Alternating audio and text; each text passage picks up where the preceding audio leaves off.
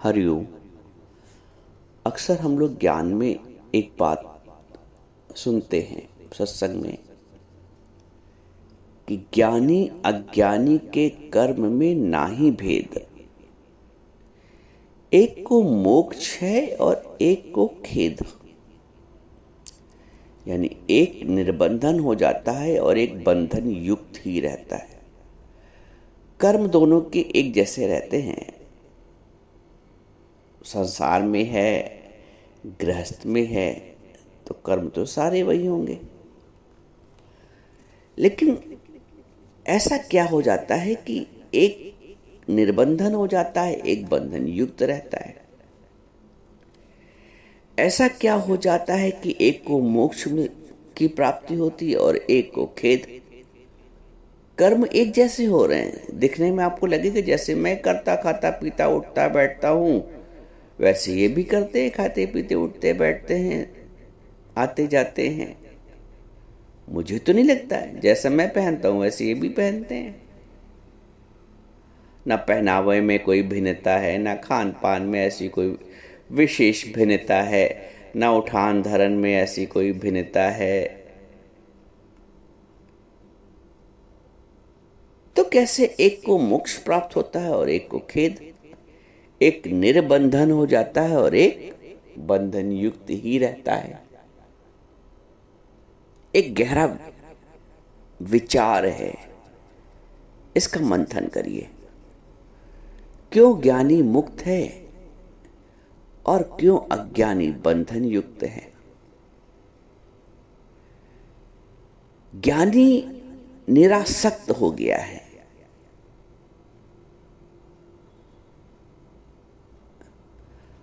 अज्ञानी आसक्ति से युक्त है। ज्ञानी निरासक्त है। निरासक्त भी क्यों हो गया वो? क्योंकि उसने जगत के मिथ्यात्व को पक्का कर लिया है। जिसने जगत के मिथ्यात्व को पक्का नहीं किया है वो बंधन से आजीवन बंधा रहेगा और अगला जन्म भी उसको बंधन वाला ही मिलेगा, बेड़ियों वाला ही मिलेगा, आसक्ति की रस्सियों वाला ही प्राप्त होगा। ज्ञानी ने जीते जी मुक्ति का आनंद ले लिया है, क्योंकि वो निरासक्त होकर बैठा है। घर में बैठा है तो व्यवसाय कर रहा है, तो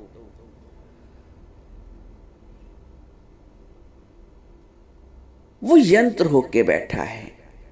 उसने परमात्मा को अपना यंत्री बना दिया है। उसने जगत की वस्तुओं से, व्यक्तियों से, व्यवहार से, क्रियाओं से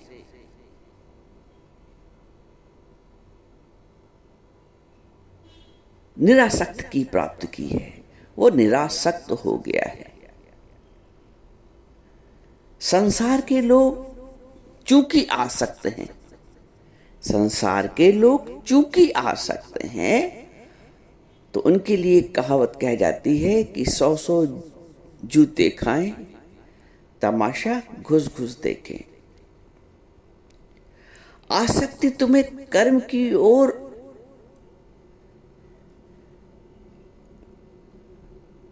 प्रवृत्त करती है, उस कर्म की ओर प्रवृत्त करती है जहां तुम्हारी वासना अधिक रहती है। वासना है तो बंधन है। अभी दिन भर में देखो कि हमारी आसक्तियां कहां कहां हैं। ज्ञान अच्छा लगता है, गुरु की बातें भी अच्छी लगती हैं। चूंकि हमें छूटना है इसलिए हमें आत्म मंथन भी करना है। चूंकि हमें छूटना है इसलिए हमें आत्म मंथन भी करना है। किस कोने में, किस क्रिया में, किस हरकत में, किस वस्तु में, किस व्यक्ति में हमारी आसक्ति है।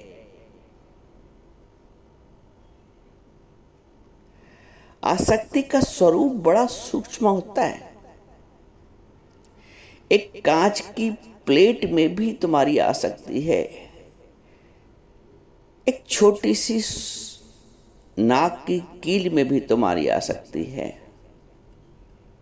एक अंगूठी में भी आसक्ति है, एक घर की झाड़ू में भी आसक्ति है। बड़ा सूक्ष्म स्वरूप होता है।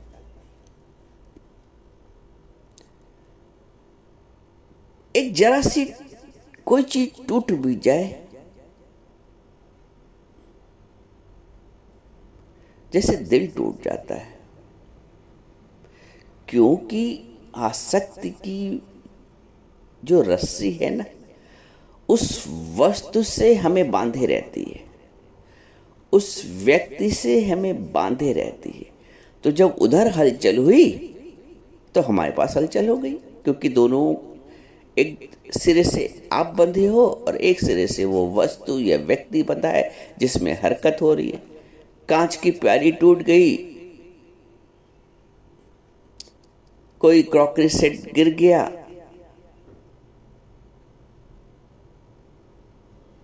लग रहा हथौड़े पड़ गए,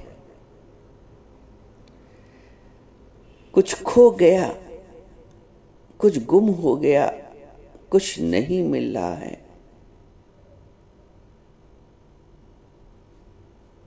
रात भर चिंतन चलता है। सुबह उठ के ढूंढ के देखेंगे, सुबह उठ के ढूंढेंगे, सुबह उठ के पता करेंगे।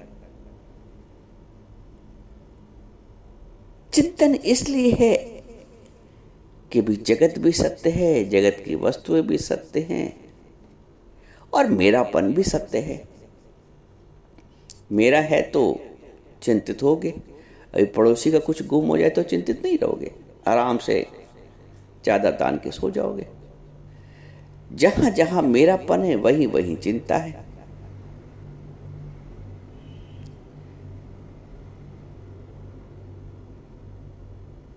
वस्तुओं की आसक्ति, कर्म की आसक्ति व्यक्ति को निर्लज्ज बना देती है। एक कठोर शब्द है। कर्म की आसक्ति, संसार की आसक्ति व्यक्ति को निर्लज्ज बना देती है। इसीलिए तो कहा गया है कि 100 जूते खाएं, तमाशा घुस घुस देखें। एक दृष्टांत याद आ रहा है। एक गिलहरी थी, वो रोज लोहार के पास जाती थी। लोहार अपने काम में व्यस्त रहता था, ठोका पीटी में। गिलहरी रोज लोहार के पास जाती थी और उससे कहती थी, ए गाजर दे दो। लोहार सुनी अनसुनी कर देता था और वो रोज जाती थी, कहती थी, ए गाजर दे दो। अब लोहार के पास गाजर कहां रखी है? उसका रोज का नियम था। रोज पहुंच जाती थी, लोहार से कहती थी, ए जरा गाजर दे दो। एक दिन लोहार को आ गया क्रोध, उसने एक कील पकड़ा दी, ले गाजर खा। गिलहरी ले गई उस कील को और चबाने लगी। चबाते चबाते उसके सारे दांत टूट गए। लोहार ने सोचा, चलो अच्छा है, अब कल से नहीं आएगी। अगले दिन फिर वो खड़ी। लोहार ने सोचा, अब ये क्यों आ गई? अब तो ये कुछ खाने लायक ही नहीं रह गई। अब कैसे ये गाजर मांगेगी? इसके तो दांत ही टूट चुके हैं। लेकिन देखा वो अगले दिन फिर खड़ी। लोहार ने कहा, अब क्या चाहिए? बोली, ए गाजर का हलवा दे दो। अब इससे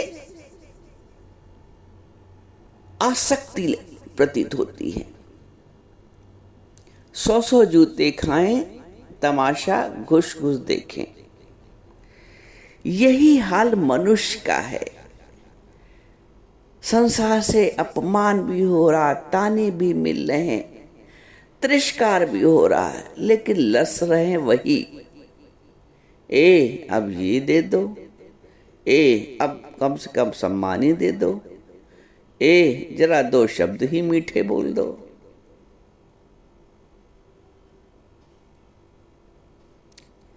बिल्कुल इसी परिपाटी पे मनुष्य जी रहा है। जरा कभी कभी फोन से हालचाल ही ले लिया करो, तुम तो कभी बात भी नहीं करते हो। जरा नहीं बात करते हो तो कभी कभी व्हाट्सएप पे राम जोहार कर लिया करो, हम तो तुमको लिखते हैं, तुम देखते भी नहीं हो। ये जो मांगने वाली प्रवृत्ति है ना, ये मनुष्य का बंधन है, समझो इस बात को। और हम जो मनुष्य है ना, वो अंतिम श्वास तक उसको बंधन पता नहीं कैसे प्रिय लगते हैं। बंधन इसलिए प्रिय लगते हैं कि उसने मुक्ति का स्वरूप समझा ही नहीं है। बंधन इसलिए प्रिय लगते हैं कि उसने मुक्ति को समझा ही नहीं है। जैसे आपको हमेशा एक एग्जाम्पल देते हैं कि वो तो तोता था, पिंजड़े में कैद था, वो फ्रीडम फ्रीडम चिल्लाता रहता था, फ्रीडम फ्रीडम फ्रीडम। एक अंग्रेज उधर से गुजर रहा था, उसने सोचा कि ये तोता है, ये फ्रीडम मांग रहा है, ये आज़ादी मांग रहा है। उसने पिंजड़ा खोल दिया, पिंजड़ा खोल दिया, फिर भी तोता नहीं उड़ रहा है, और खुलने के बाद भी वो कह रहा फ्रीडम फ्रीडम फ्रीडम फ्रीडम। अंग्रेज समझ गया कि इसने खाली रटा है शब्द तोते ने, फ्रीडम फ्रीडम, पता नहीं इसको क्या है फ्रीडम। फ्रीडम जब पता ही नहीं तो फिर वो उस फ्रीडम वाले भाव में कैसे टिकेगा, फ्रीडम की अनुभूति कैसे करेगा। तो व्यक्ति जो संसार में है वो कहते हैं मोक्ष मोक्ष मुक्ति, सत्य बोलो मुक्त है, ना ही कोई सत्य बोलता है और ना ही कोई मुक्त होता है। जैसे वो तोता रटे हुए है फ्रीडम फ्रीडम फ्रीडम। मनुष्य ने भी तत्व से ना ही मोक्ष को जाना है और ना ही बंधन को। यदि बंधन को बंधन भी जान ले तो छूटना चाहेगा, उसने बंधन को बंधन ही नहीं जाना है, विष को विष ही नहीं समझा है। तो जब विष को विष ही नहीं समझा है तो अमृत कैसे चाहेगा, वो अमृत की कल्पना कैसे कर सकता है। आवश्यक है कि पहले तुम अज्ञान को अज्ञान समझो, बंधन को बंधन समझो, आसक्ति को आसक्ति समझो। तुम आसक्ति को आसक्ति समझ ही नहीं पाते हो, समझते हो ये नॉर्मल है, यही जीवन की सहजता है, ये तो होना ही है, अपने हैं तो मोह होना ही है, घर है तो घर से आसक्ति होनी ही है, अपने हैं तो अपनों से अपनापन होना है। ज्ञान के अभाव में ये सब बड़ा सामान्य लगता है और इसी सामान्यता के आधार पर हम पूरा जीवन जी जाते हैं और दुख में दुखी होते रहते हैं, क्षणिक सुख में सुखी। ये जो दुख और सुख की रस्सियां हैं ना, ये बंधन का कारण है और गुरु इन्हीं रस्सियों से जीते जी मुक्त कर देता है। तो ज्ञानी अज्ञानी के कर्म में ना ही भेद, एक को मोक्ष है एक को खेद।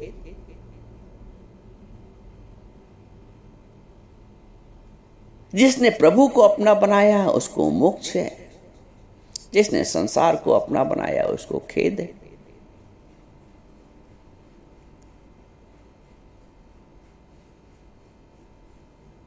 जिसने प्रभु से प्रीति लगाई उसको मोक्ष है, जिसने संसार से मोह लगाया आसक्ति लगाई उसको खेद है।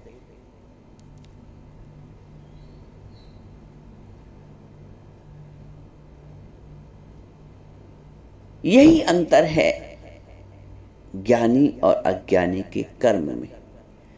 कर्म का स्वरूप सामने से समान नजर आता है, लेकिन एक मैं भाव से रहित होकर कर्म करता है तो उसका कर्म योग हो जाता है, और एक मैं भाव से युक्त होकर कर्म करता है तो उसका कर्म बंधन बन जाता है।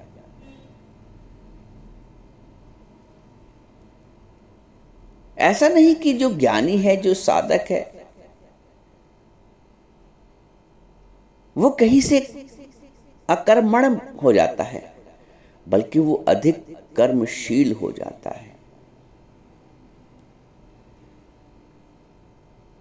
वो सारे कार्य करता हुआ भी निर्बंधन है, और ज्ञानी सारे कार्य करता हुआ भी निर्बंधन, और अज्ञानी कुछ ना करता हुआ भी बंधन में रहता है। मैं भाव का बंधन, शरीर भाव का बंधन, मेरे भाव का बंधन।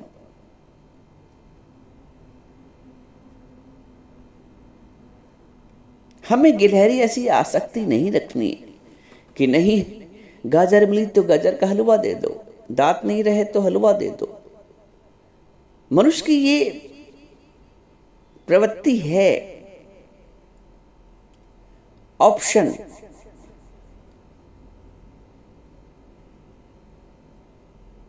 नहीं ये तो ये दे दो। अक्सर हम अपने घर वालों से, अपने बच्चों से, अपने बहुओं से, अपने छोटों से अपने सुख के विकल्प मांग लेते हैं। अच्छा ये नहीं तो इतना ही कर दो, हम इतने ही काम चला लेंगे। होता है अधिकांशता। हमारी निर्भरता रहती है संसार पे। गुरु आत्मनिर्भर बनाता है। एक श्वास भी हम ले रहे हैं, वो भी स्वतंत्र रूप से ले रहे हैं, किसी के आगे परतंत्र नहीं है। परतंत्र तभी होंगे जब हम आसक्त होंगे, जब हम किसी के आधार पे जी रहे होंगे। हमारी प्रसन्नता का आधार कोई और होगा, और जब हम स्वयं अपने आप पर मुग्ध हो जाते हैं, आपसे आप पर आशिक हैं, अब हम दोस्तों, अपने आप पे आशिक हो गया है। आपसे आप पर आशिक हैं, अब हम दोस्तों, आशिक होकर और पर तकलीफ उठाएं क्या जरूर। दिल में दिलवर मिल गया, काबे में जाएं क्या जरूर। यदि ऐसी तुम प्रवृत्ति, ऐसा भाव रखोगे तो कहां बंधन, कहां आसक्ति, कहां बेड़ी, कहां खेद।